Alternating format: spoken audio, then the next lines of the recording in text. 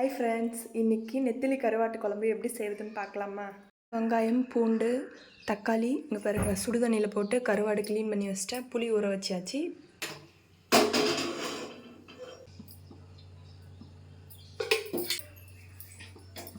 எண்ணெய் ஊற்றிக்கிட்டேன். கடுகு கொஞ்சமாக, வெந்தயம் கொஞ்சமாக,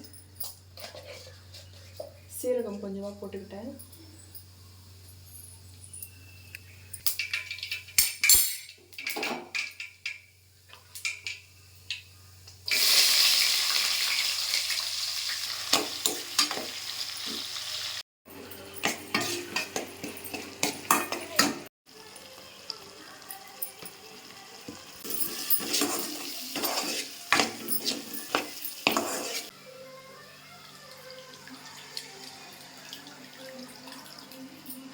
போட்டு நல்லா வதக்கியாச்சு. அதுக்கப்புறம் பார்த்தீங்கன்னா புளி தண்ணி வந்து தேவையான அளவுக்கு ஒரு எலுமிச்சம்பழம் சைஸ்க்கு வந்து ஊற்றி நல்லா திக்காக அப்படியே கொதிக்க வைக்கிறோம்.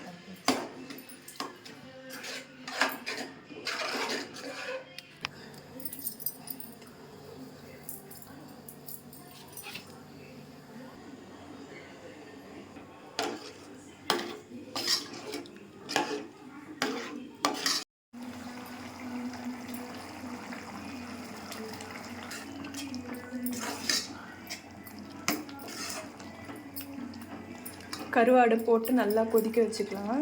ஏன்னா ஒரு கொதி வந்தோடனே தான் நம்ம போட்டிருக்கோம். நல்லா இதுக்கப்புறம் நல்லா கொதிக்கட்டும்.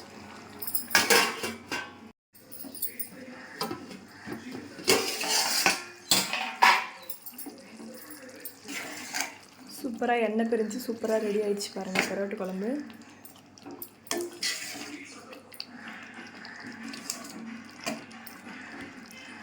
இப்போ எப்படி இருக்குன்னு சாப்பிட்டு பார்க்கலாம்.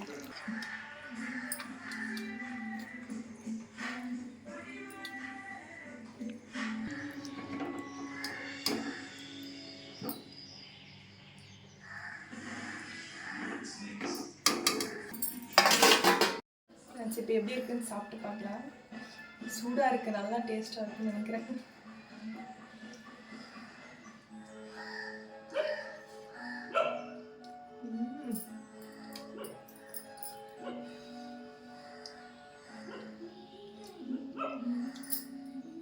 நீங்களும் இதை மாதிரி செஞ்சு ட்ரை பண்ணி பாருங்கள். நெக்ஸ்ட் வீடியோவில் பார்க்கலாம். பாய்.